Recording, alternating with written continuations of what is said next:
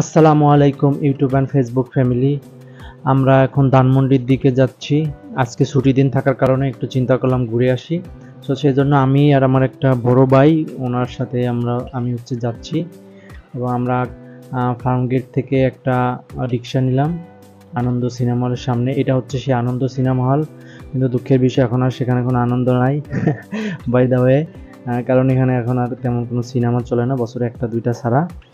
So আমরা এখান থেকে রওনা দিব। আমরা অলরেডি যাত্রা শুরু করে দিয়েছি রিক্সাতে।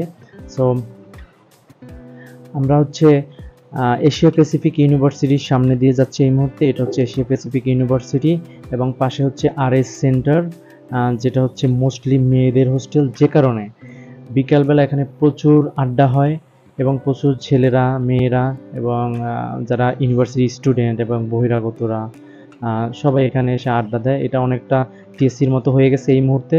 So we have reached now Panthapath signal. এটা হচ্ছে রাতের পান্থপথ সিগন্যাল। সো এখান থেকে আমরা কলাবাগানের ওই রোডটা ধরে 32 নম্বরের দিকে যাব, দেন লেকের ভিতরে এন্টার করব। সো আমরা অলরেডি এন্টার করে ফেলেছি। এখন ঢুকতেই হচ্ছে একটা ছোট্ট শিশুদের জন্য পার্ক।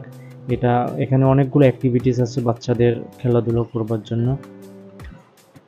খুব সুন্দর একটা নৌকা, যেটা লাইটিং দিয়ে সাজানো হয়েছে। আমরা লেকের পাশ ধরেই হাঁটছি এখন।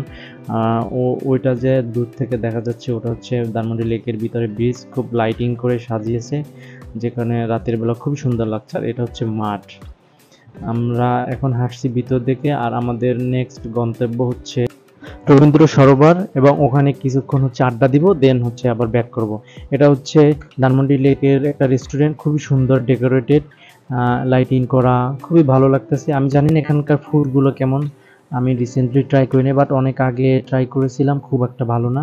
মেবি এখন খুব ভালো করছে হয়তো, যেহেতু তারা সুন্দর করে ডেকোরেট করছে এটা নতুনভাবে।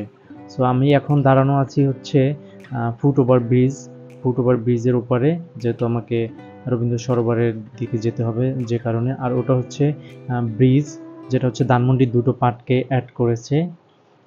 এবং আমি অলরেডি পৌঁছে গেছি রবীন্দ্র সরোবরে।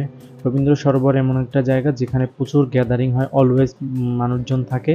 এখানে আজকে কি যেন একটা অনুষ্ঠান ছিল, গিয়ে অবশ্য অনুষ্ঠানটা পাই নাই। তারপরে কিছুক্ষণ বসেছিলাম এবং এক মহিলা গান গাচ্ছিল, সেই গানটা শুনছিলাম। এক বয়স্ক মহিলা, শুধু গানের এইটুকুই বুঝছিলাম, সাথীরে মালা কাল লাগিয়া গাথি, তারপরে কিছুই বুঝি নাই যাই হোক, তারপরে আমরা বের হয়ে ধানমন্ডির 7 মসজিদ ওই রোডটাতে যাব, দেন ওখানে একটা কাজ আছে, কাজটা সেরে আবার বাসায় ব্যাক করব। সো সেই জন্য ওই দিকেই হাঁটছি। আর ধানমন্ডি লেকের আশেপাশে বাড়িগুলো দেখছিলাম, খুব সুন্দর সুন্দর বাড়ি এবং অ্যাপার্টমেন্টগুলো। সো এই অ্যাপার্টমেন্টগুলোতে যারা থাকে তারা তো খুব শান্তিতে থাকে, কারণ আলো বাতাসের কোনো কমতি নেই, এবং এগুলো হচ্ছে লেক ফেসিং অ্যাপার্টমেন্ট। সো খুবই সুন্দর। বাই দ্য ওয়ে, এখন যাচ্ছি। ভালো থাকবেন সবাই, দেখা হবে নেক্সট ভিডিওতে ইনশাআল্লাহ। সে পর্যন্ত ভালো থাকবেন, এটাই আশা রাখি।